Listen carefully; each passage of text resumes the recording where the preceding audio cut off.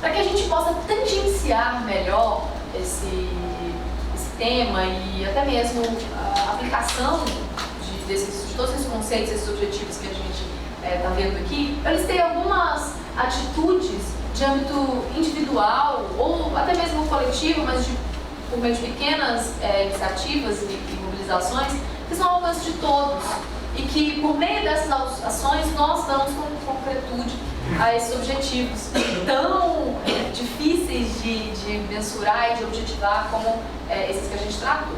Então, do ponto de vista do indivíduo, a primeira atitude, a primeira postura que se deve ter é de buscar informações.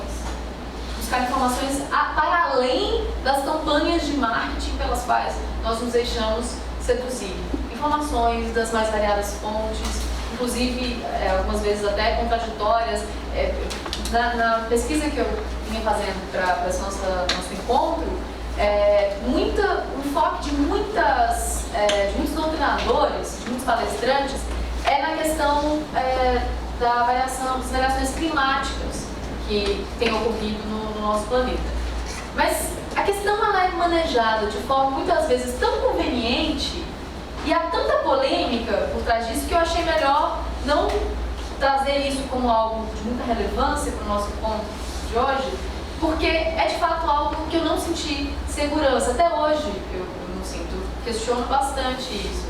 E há várias teses de que a Terra passa por um ciclo e que esse aumento de temperatura é normal e que daqui a pouco vai ceder e depois aumentar. Então, buscando informações, eu cheguei à conclusão de que ainda não há nada totalmente pacífico a esse respeito. Então, mas é essa postura de buscar informações das mais variadas fontes para que a gente consiga compreender os dois lados, os três lados, os inúmeros lados que existem nessas questões tão polêmicas. Consumo consciente. Aí a questão do que é o consumo consciente também é extremamente varia de cada pessoa, é extremamente subjetivo, né? Não há como traçar o que é especificamente consumir de forma consciente. Mas se trabalha bastante com aquela questão dos 3 R's, que é do reduzir, do repensar e do reciclar, ou do reusar. Sempre que você estiver diante de uma decisão de consumo, se você lembrar desses 3 R's e das alternativas que esses 3 R's trazem para aquela sua realidade, já vai ser um avanço, uma aproximação desse consumo consciente. Que é aqui, reduzir, reutilizar e reciclar, repensar, recusar e recuperar. Já é um desdobramento do ponto de vista do indivíduo para os 3 R's. Do ponto de vista das instituições, empresas, governos e associações, nós temos informar a cadeia produtiva e consumidores, levar informações, ser uma fonte de informações e também para fomentar nas pessoas o interesse de buscar informações, como o Tribunal de Contas do Estado de Rondônia está fazendo, como o Instituto Rui Barbosa está fazendo com essa iniciativa, e todos os tribunais de contas são espaços para isso, são grandes oportunidades para se fazer isso, não só o Tribunal de Contas, mas qualquer organismo da administração pública pode vir a fomentar esse tipo de medida, tão simples como a que nós estamos fazendo aqui. Adotar a abordagem do ciclo de vida do berço ao berço. O que isso significa? Aquela cadeia produtiva que nós vimos lá atrás, ela tem um começo e, aparentemente, tem um fim. O começo, vocês lembram qual era? Extração. E o fim? Descarte. O descarte era o último passo da cadeia. Uma forma de não tratá-la de forma linear, de forma cartesiana, e sim circular e autofomentadora, seria a reciclagem, que não é a única, mas seria uma forma de unir as duas pontas. E em unindo essas duas pontas, nós estamos tratando o processo sob uma nova perspectiva, que é do berço ao berço. Esse é o conceito desse processo, do berço ao berço, encarar as compras nessa perspectiva. O que isso impõe?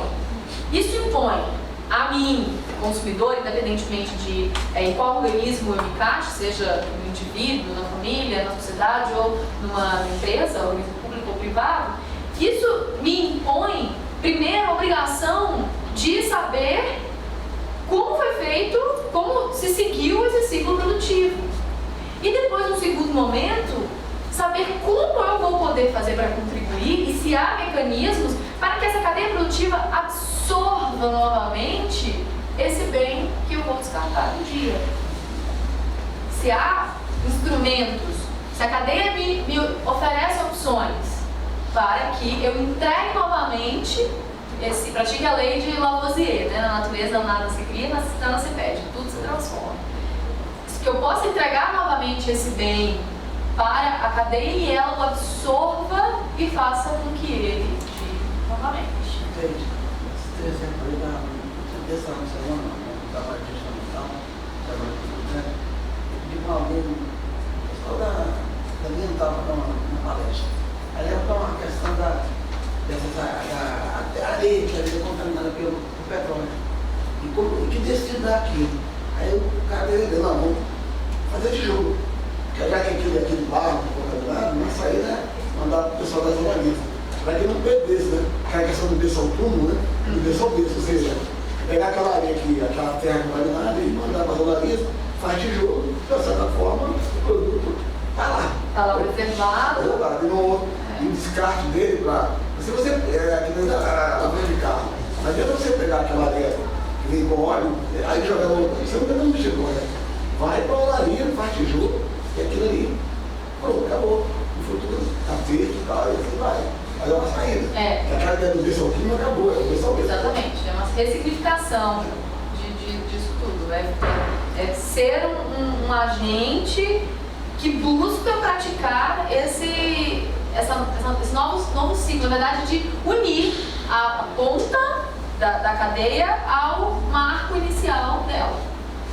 E não só isso também, porque eu li um artigo que não chegava a questionar, obviamente, né? Quem seria para questionar? Já está tão consolidada a questão da reciclagem, mas dando um novo contexto, assim, olha, não é a solução de tudo a reciclagem.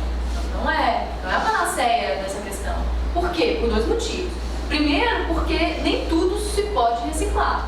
Há muita coisa mesmo que é impossível, parece até que é feita para que não se possa reciclar. Ou não é economicamente viável a reciclagem. Por exemplo, um exemplo clássico de que é muito difícil reciclar: o isopor. O isopor é um material extremamente tóxico ao meio ambiente, é feito de plástico. Só que menos condensado do que esse plástico aqui. Mas ele é um plástico. E aí, só que ele é mais leve. Em ele sendo mais leve, as partículas mais dispersas, o que acontece? Ele pesa menos. Ele pesando menos, ele tem menos valor de mercado. Só que ele pesa menos e pior. Além de ele pesar menos, ele ocupa muito espaço. Então, o custo de reciclagem precisa ser muito grande para poder acomodar esse isopor, transportá-lo, integrá-lo de novo à cadeia, trabalhar com ele. É muito difícil. Então, vale a pena. Estava vendo o presidente da FIT, os diretores, eles descobriram a solução para isso. Estavam vendo os vídeos sobre isso. Eles deixaram ele triturar o isopor, deixaram ele só dentro do ali e acomodaram para fazer embalagem. Entendeu? Eles utilizam muito para amortecer, né? Isso.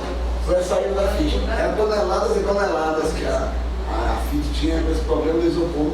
Eu estava vendo um vídeo, até passei para os alunos, eles trituraram o isopor para acondicionar, para fazer esse tipo de coisa. Então, recebeu quanto isopor? Interessante, muito interessante. Agora tem que ver o que o consumidor final vai fazer com essa história depois.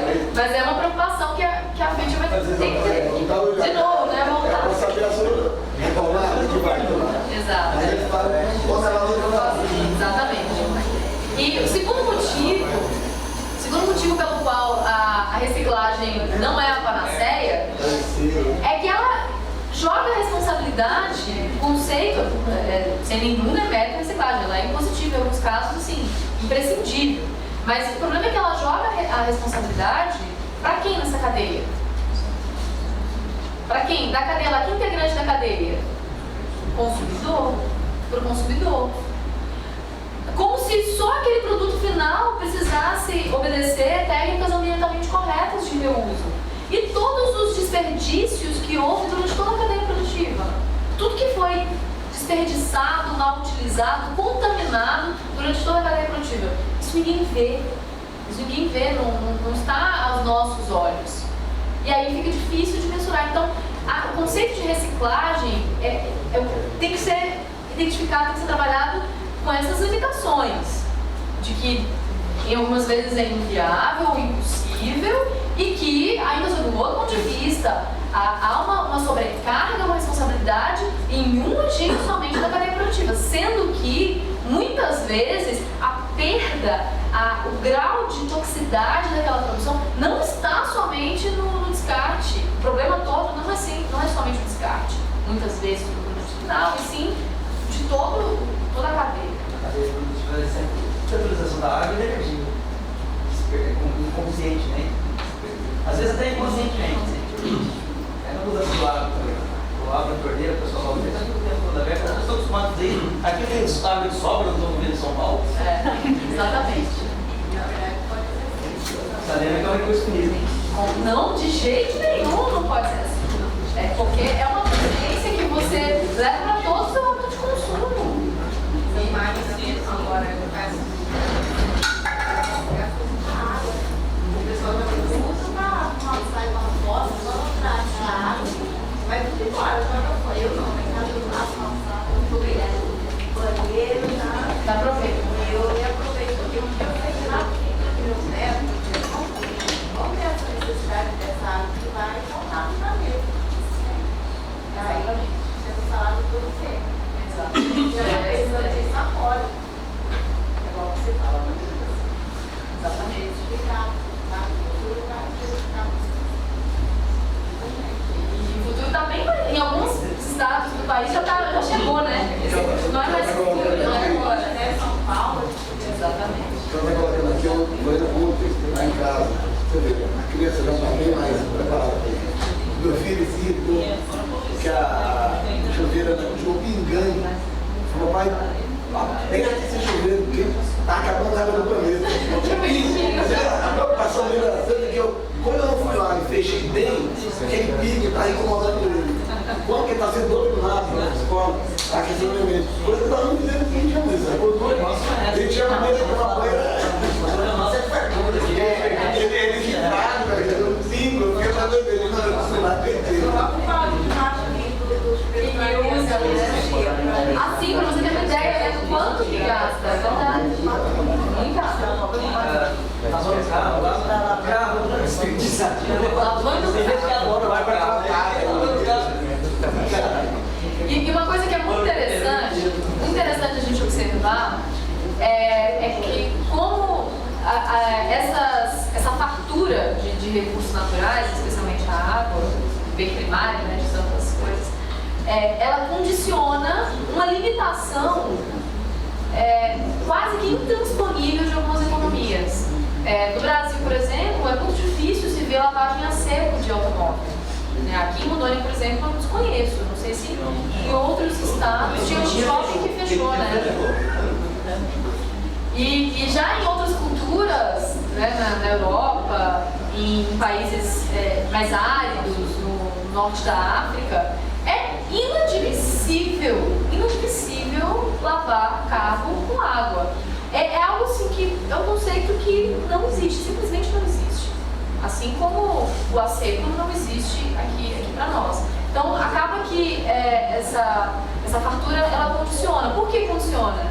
Porque não há uma conscientização. Não há a conscientização. Porque a partir do momento que há conscientização, independentemente de fartura ou de escassez, as pessoas passam a procurar métodos produtivos, ferramentas no mercado. Independentemente disso, está fazendo uma pesquisa com ele, nos dados, classificação da economia, cada ser humano, por vez, em média, gasta 100 mil litros de água. Alguns dados, o multiplicado bovino, 16 a 20 mil litros para a produção do multiplicado.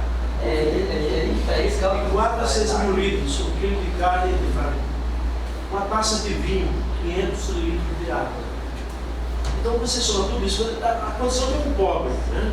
Que não usa desse vinho, não usa em média 100 mil litros de água de cada ser humano. Não estou nem falando de desperdício de outras coisas. Isso é dado necessário. Pesquisei várias vezes, não acreditei.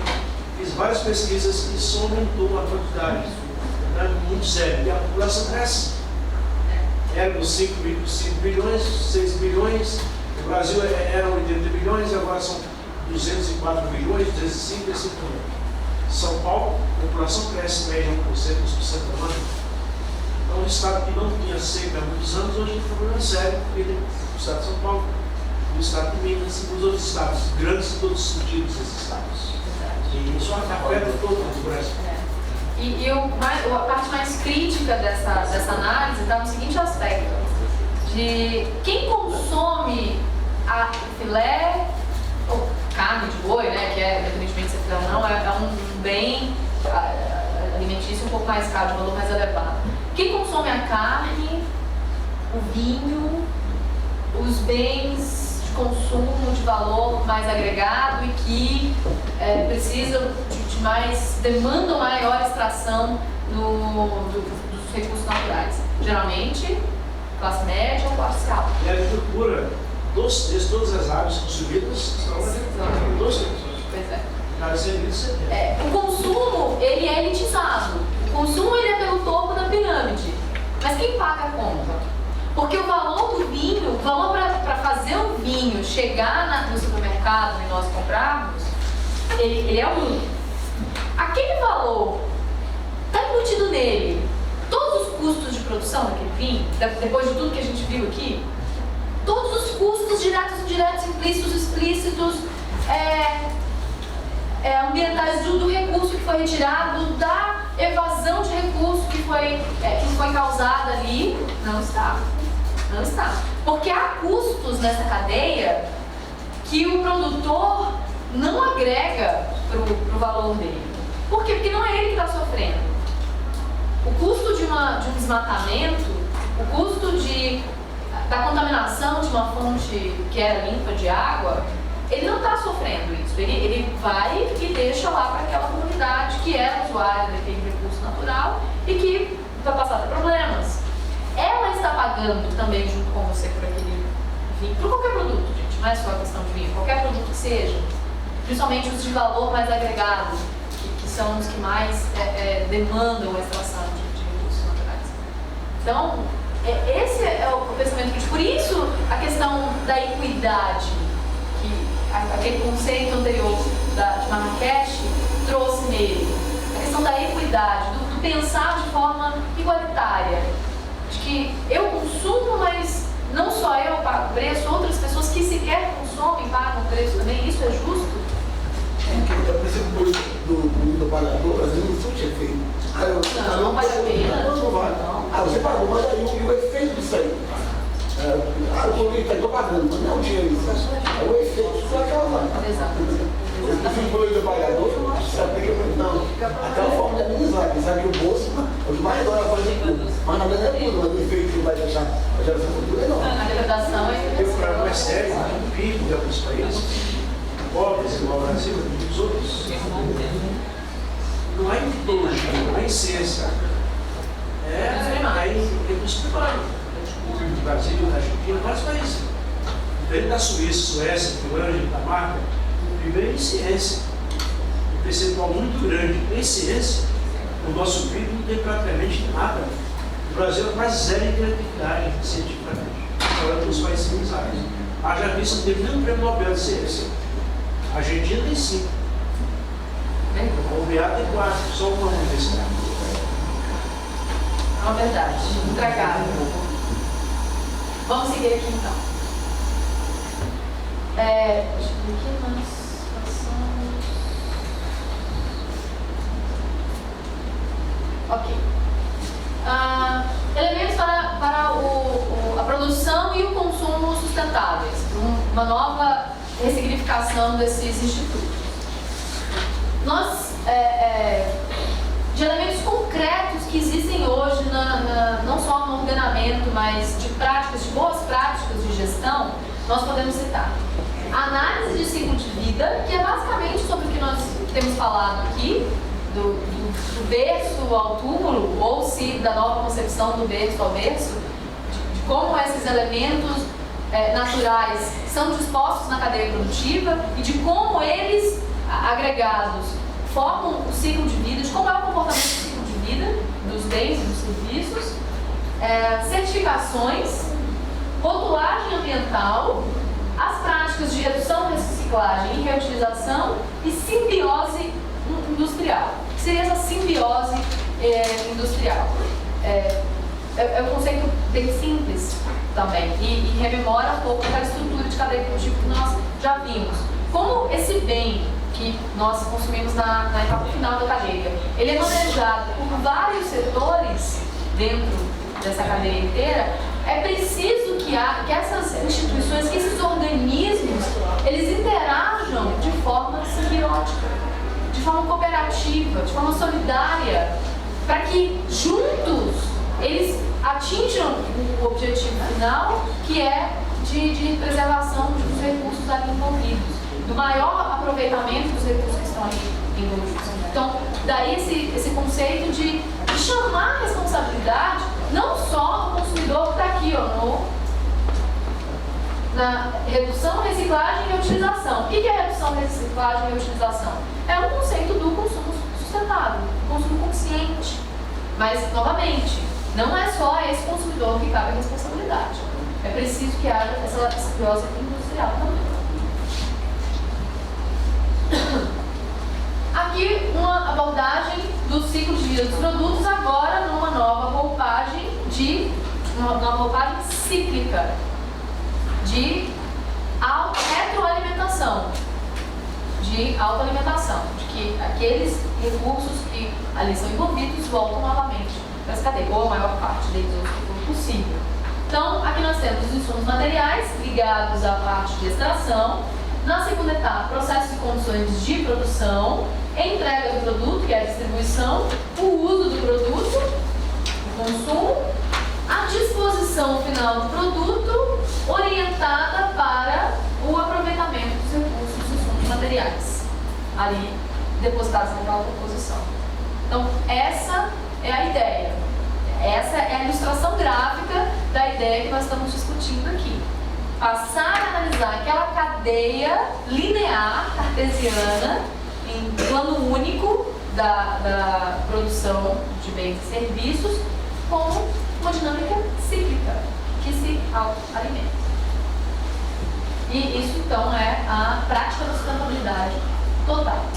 Então, aqui a gente já falou um pouco desse paradigma, né, do berço ao túmulo, para ressignificarmos como do berço ao berço. Esse é o compromisso que deve ser cobrado pelo consumidor, mas um compromisso que recai a todos os agentes da cadeia. Um novo paradigma do bonito, útil e ecoeficiente. Bonito, beleza e utilidade são demandas do mercado, dos consumidores. E o novo paradigma é de que também seja uma demanda a ecoeficiência. Que os consumidores também busquem no rótulo, na história daquele produto, na atuação, no posicionamento daquela empresa na sociedade, a ecoeficiência. Redução do desperdício, que é uma forma de ser eficiente. A redução do desperdício somente poupa dinheiro para uma organização pública, já que nós estamos inseridos nesse contexto? Vocês acham que é somente essa dimensão do dinheiro do orçamento, do que deixou de ser gasto ali numa nova compra porque aquele recurso está sendo melhor utilizado? Não é somente a perspectiva financeira. Internamente, no ambiente interno, nós temos o tempo dos servidores, que seriam alocados a um novo processo de compra que é extremamente complexo e muitas vezes traumático para a maior parte da administração. Nós temos os gastos materiais, financeiros, acessórios a esse processo de compra, como processo, a própria tramitação do processo, os estudos que vão ser feitos, os recursos da organização que vão ser utilizados nessa nova compra. E nós temos também o custo de oportunidade. O que é esse custo de oportunidade?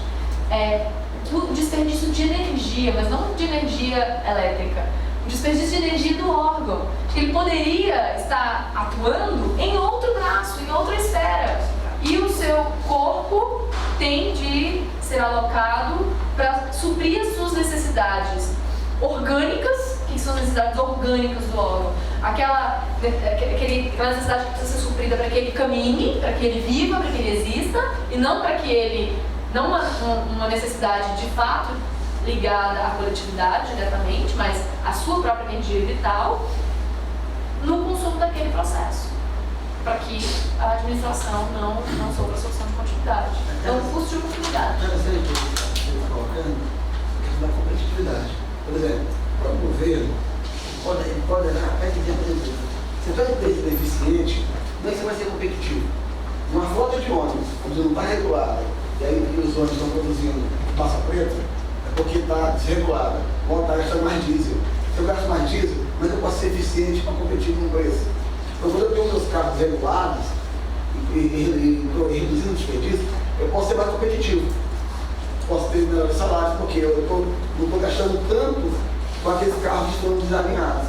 Daí, quem vai competir numa licitação, e o governo vai avaliar também essa questão do ambiente. Como é que eu vou contratar o teu carro para fora de ônibus para levar as crianças que teu ônibus está produzindo fumaça preta, está afetando o meio ambiente e está sendo ainda antieconômico.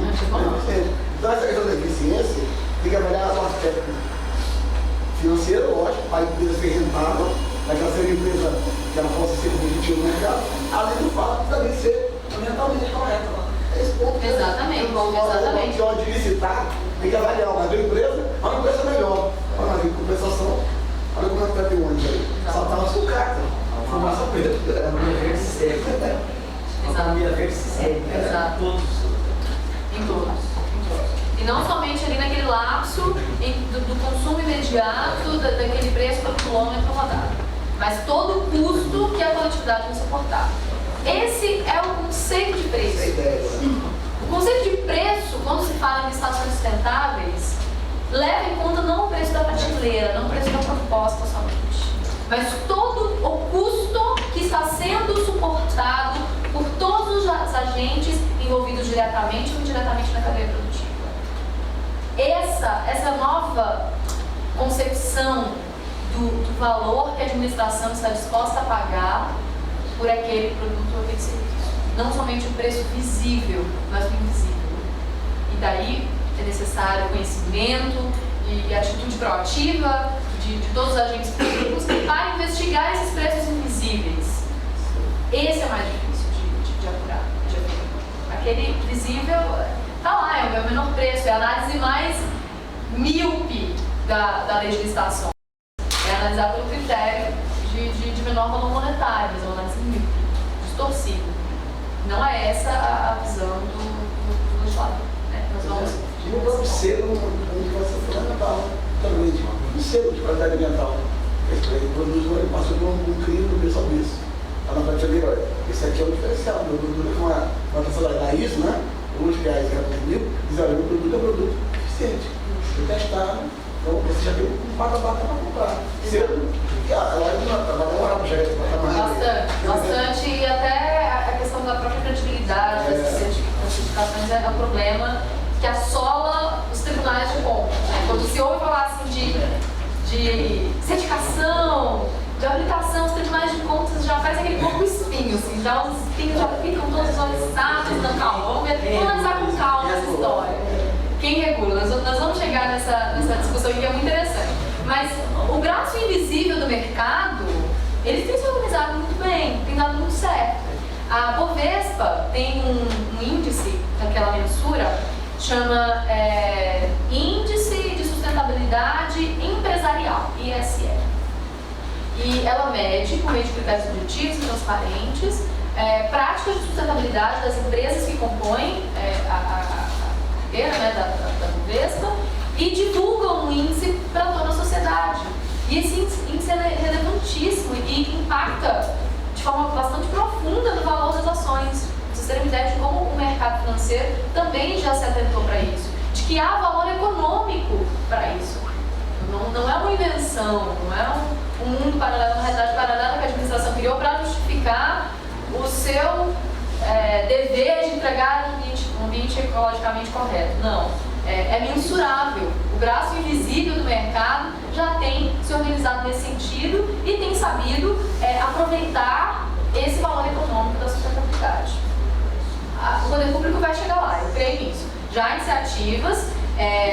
Essa questão do índice, para a gente, é um pouco complicado, nós vamos ver ainda como que isso funciona, como que o TCU tem entendido algumas questões e como deve ser o caminho que deve ser seguido pelos outros tribunais de contas, que me parece bastante razoável, né, à luz de todas as preocupações que nós temos, mas ainda há muito espaço para avançar. Mas a gente sempre tem que lembrar disso, são perspectivas diferentes. Quando a Bovespa institui um índice como esse, as regras lá são diferentes de os institutos e os princípios que um administrador tem que preservar no âmbito de uma licitação pública. Nós precisamos ter isso em mente. Essa é a preocupação que toca os tribunais de contas especialmente, como organismos do nosso Estado Democrático de Direito responsável por esse controle. Todos os materiais de produção e descartados são considerados nutrientes biológicos ou técnicos. Então, nutrientes técnicos reciclados ou reutilizados. E os nutrientes biológicos compostados ou consumidos. Essa é a dinâmica da inserção desses insumos à cadeia produtiva. A reciclagem é uma forma. Existem várias outras. Para cada bem, para cada insumo, dependendo do que se possa ser aproveitado nele, se dá uma ferramenta diferente para inseri-lo na cadeia produtiva. Eu vou passar bem rapidamente por essa parte, porque eu fiz um registro de marcos legislativos que nós temos sobre a preocupação, sobre ferramentas legislativas, na verdade, para que o poder público entregue o tal do ambiente ecologicamente equilibrado lá do artigo 225 da Constituição. Então existem esse dever, ele tem raiz constitucional, o marco dele é constitucional, e existem outros marcos intra-leis que condicionam a atuação, a gestão pública para a entrega desse ambiente ecologicamente equilibrado. Uma delas é a Política Nacional de Resíduos Sólidos, a Lei 12.305. E ela é bastante extensa, bastante complexa, um sistema bastante bonito até, na verdade. A forma como se trata, a importância dos nossos recursos hídricos e a importância da preocupação desses resíduos sólidos quanto à contaminação dos recursos hídricos e tantos outros recursos naturais, é muito interessante. E a forma como chama a responsabilidade todos os agentes dessa cadeia. Nós vamos ver aqui numa parte de que todos nós somos responsáveis. Então, institui a Política Nacional de Resíduos Sólidos, dispõe sobre seus princípios, objetivos e instrumentos da Política Nacional de Resíduos, estabelece diretrizes relativas à gestão integrada, gerenciamento de resíduos sólidos, incluídos os perigosos, as responsabilidades dos geradores e do poder público e os instrumentos econômicos aplicáveis. São sujeitos à observância desta lei as pessoas físicas ou jurídicas de direito público ou privado responsáveis direta ou indiretamente pela geração de resíduos sólidos e as que envolvam ações relacionadas à gestão integrada ou ao gerenciamento de resíduos sólidos. Não sobrou ninguém. Todo mundo está incluído aqui, que direto ou indiretamente participou da cadeia de produção e de consumo daquilo que é lixo, mas que um dia foi também utilizado. Lembro de quando eu li isso daqui, eu lembrei de um vídeo que eu vi, esses humoristas que têm feito sucesso na atualidade, ele criticando o desespero que as pessoas têm na rua de se desfazer de uma lata de refrigerante que acabou de tomar. E ele relatando como ele vê, ao observar como as pessoas fazem isso reiteradamente, aí chegou uma teoria de que as pessoas de repente estão tomando o seu refrigerante com aquela latinha na mão. E há uma relação quase de amor com aquela latinha, né? A latinha está servindo aquele indivíduo. Ele está tirando da latinha aquele líquido que está trazendo a felicidade dele naquele momento. No intervalo de 1 segundo, o líquido acaba, que é o refrigerante. E aquela latinha se torna o produto mais tóxico que existe na Terra e ele precisa descartar a qualquer momento. Então não dá tempo de esperar um lixo. A pessoa precisa se desfazer daquela latinha a qualquer momento, porque em 1 segundo se tornou um objeto extremamente tóxico. Não está mais lhe servindo. Então ele vai ser contaminado por aquela latinha. Por isso que ele não pode esperar andar mais 400 metros que seja, até descartar a latinha no lixo. Ele precisa se desfazer. Eu acho que é uma teoria bastante interessante. Eu acho que é a única que explica o desespero de algumas pessoas se desfazerem imediatamente de algo que até 1 segundo atrás estava lhe servindo de forma tão prazerosa e adequada. É a única teoria que eu consegui achar até agora. Aqui traz o conceito de rejeitos e de resíduo sólido, que eu acho que pelo nosso tempo nós temos outras coisas mais interessantes para observar. Também o conceito de destinação final ambientalmente adequada e disposição final ambientalmente adequada, uma para os resíduos e outra para os rejeitos. Conceito também de reutilização e reciclagem. Gerenciamento de resíduos sólidos e gestão integrada de resíduos sólidos. Eu disponibilizo depois esse material no nosso site no final para que vocês tenham acesso, só para a gente não prejudicar o fomento, o debate que tem sido tão interessante aqui. A gente pode passar esses temas. A ordem de prioridade de ações nessa política de resíduos sólidos, ela observa essa grade.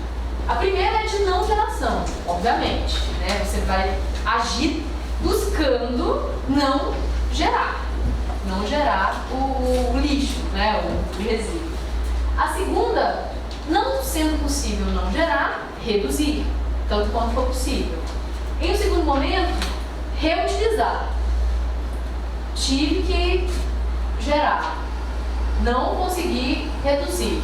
Do que sobrou, tem que buscar alternativas para reutilizar. A outra é a reciclagem. O próximo da grade, o tratamento dos resíduos sólidos, que entra naqueles conceitos do slide anterior.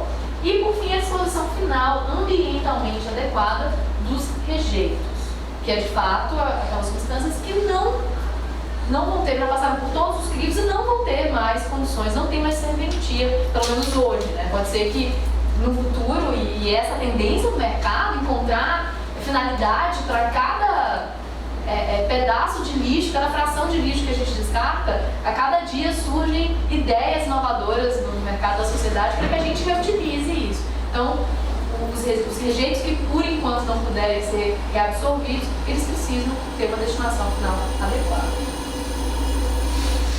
Essa imagem ela é bem interessante, não sei se está sendo possível de enxergar de todos os lugares, mas é uma bola com um lixo acumulado nela, e a mensagem é assim: do ponto de vista do planeta, não existe como jogar lixo fora, porque não existe fora. Não existe fora do planeta. A gente criou esse conceito de vou jogar fora para acomodar uma rejeição nossa por aquele rejeito.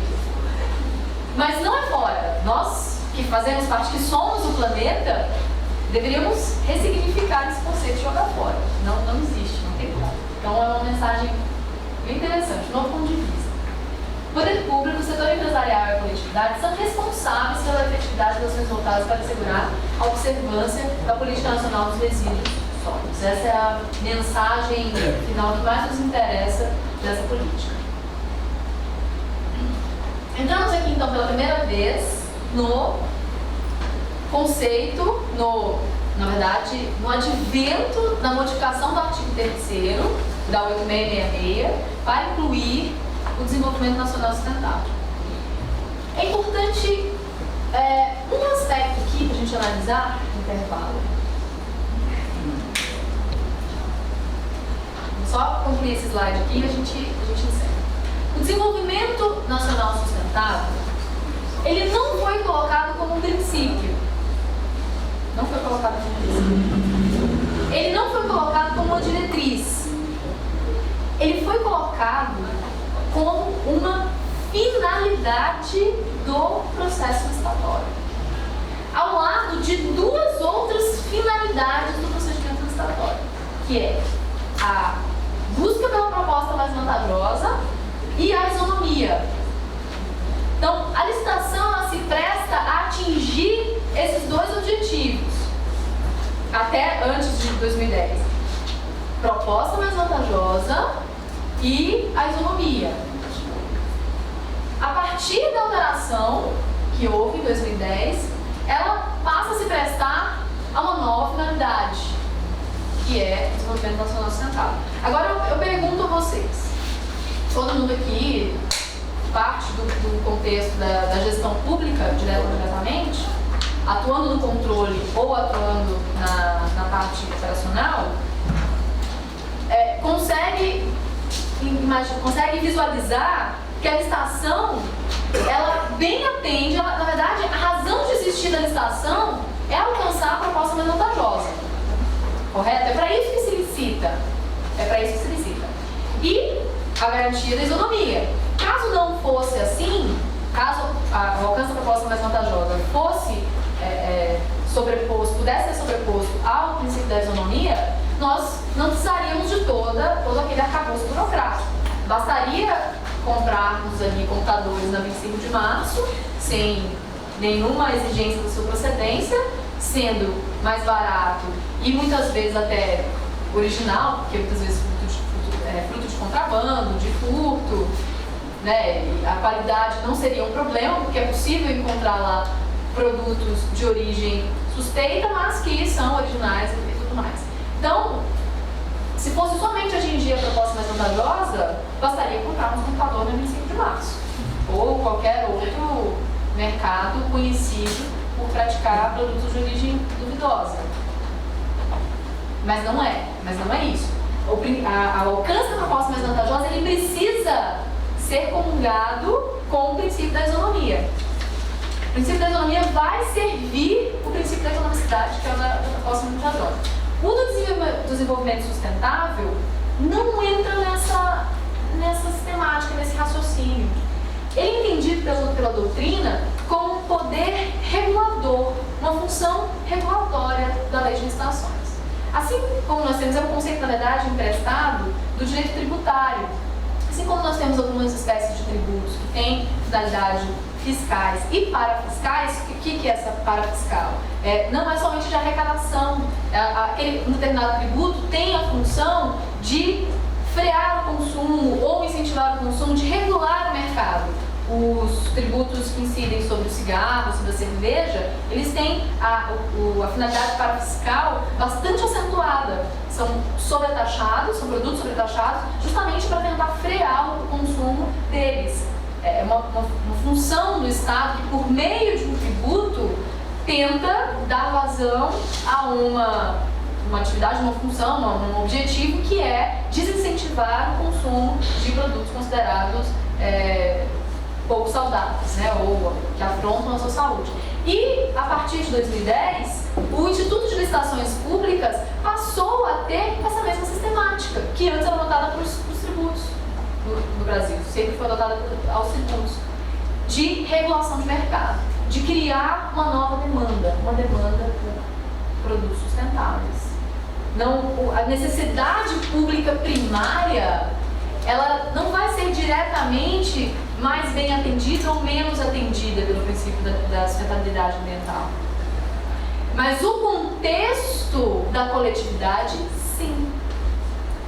Daí, então, o uso, o empréstimo do Instituto de Licitações Públicas para esse fim, para essa finalidade, de dar completude a um dever e direito